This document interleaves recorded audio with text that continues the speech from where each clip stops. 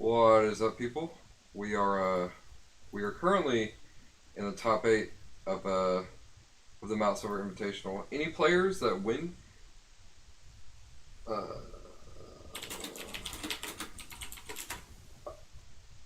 anyone that needs to anyone that wants an invite to the Mount Silver Invitational, since this is an LCQ, have to win this match or these top eight matches in order to advance. So Yes. yeah, if you want to talk about them a little bit, you can. Okay, so here we go. We got game one of OE versus SpringsVGC. Unlike our last stream game, we do have different teams this time, which is always a nice thing to. We're going to see on the side of Springs. We're going to see Ryoker, Insin, not Togekiss, Togedemaru, Stakataka, and Tapufini. While OE is piloting a team very similar to Graham's team with the Metacham, Lunala, Tapu Koko, Tapu Lele, Kyogre, and Nihilego. So this matchup, at least from what I'm seeing, is going to come down a lot to what speed control both people. I mean, you definitely can see it on OE's side. He's going to want that tailwind up.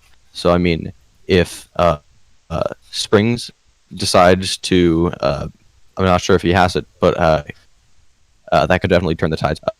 As well as Tailwind or Icy Wind on would be enough to kind of negate some of the effects of that Tailwind and make it a little more. We're going to see the Incineroar Rayquaza lead into the Lunala Metacham lead from OE. Trey, what do you really think they're going to do here? Okay, so what I think that they're going to do, I think most likely Springs probably has a Z move on Incineroar because Stakataka don't normally carry Z move, and the Rayquaza obviously can't carry a Z move. So I think one thing that Springs can do here is like either go for a fake out on a Metacham, predicting something, and then try to maybe crunch or do something like that. But we actually see a fake out going to Rayquaza. And we also see a Tailwind go into Lunala, and we do see the Z move. But the Z move actually goes into Lunala. And that will pick up the Trick. one-hit KO. Yeah. Yes. And now the Metacham and the Kyogre are in a position to just try to take two knockouts pretty much because although the Metacham is at -1, it still gets huge power. So it's still able to OHKO this Incineroar, and the Rayquaza Yes. can and the Rayquaza doesn't take a -1, not -1, but Yes. like it doesn't take an ice beam. Icy. So And we do see the switch into the Togedemaru here, trying to let that Incineroar live a little longer, just to be OHKO'd by High Jump Kick. That does mean that it's not the Focus Sash item or the Sturdy ability, which is good information for OE. Ice Beam goes into the Kyogre, and we see the Fake Out come out from Incineroar into the opposing, but the Water Spout coming out after being hit by a High Jump Kick from Metach, not picking up the KO on either of this. right, Little O is or I guess OE is actually in a pretty good position right now just because he's under Tailwind. He has that other stuff, and he actually predicts a switch out.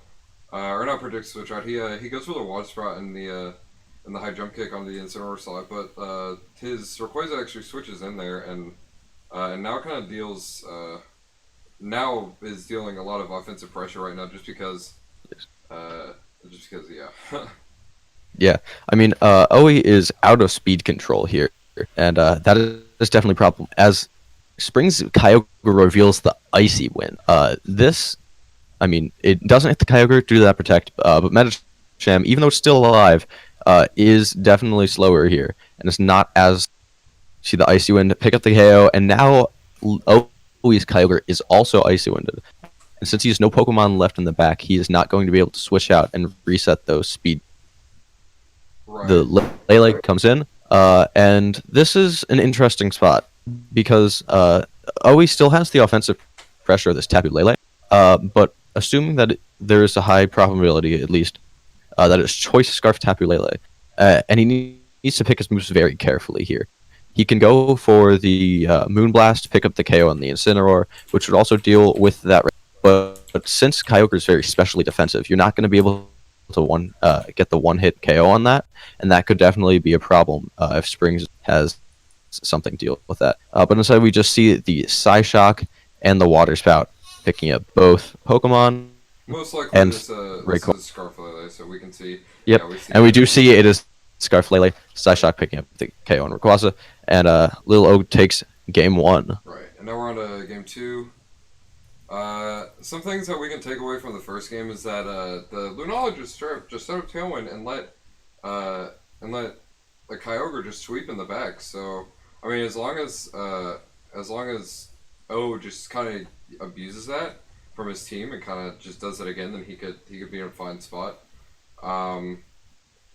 I maybe we could see a fake out TR play come out from Springs, Yeah. but even then, like Yeah. it's still kind of risky to do that. Yeah. Just because. Okay, we do see the Medicham Lunala lead like last game, but into the Incineroar Kyogre league from Springs. This definitely a very strong lead, I would say. Covers many of Owi's options here. If he goes on to... Oh, and Springs just fakes out the Medicham here. Huh. Lunala gets but that Water Spout takes out Medicham immediately. Kyogre does come in for free, and it definitely a lot here, being able to pick up the 1 KO with any since it's at full health and Tailwind in the heavy. Lunala here is also not dead, unlike last, so it can go for things like that Psyshock that we see. Water Spout coming in, not doing too much damage, but the Origin Pulse from Springs Kyogre takes out Lunala, bringing in Tapu Lele as Owi's last Pokemon. Here, Tapu Fini does come in, taking those attacks.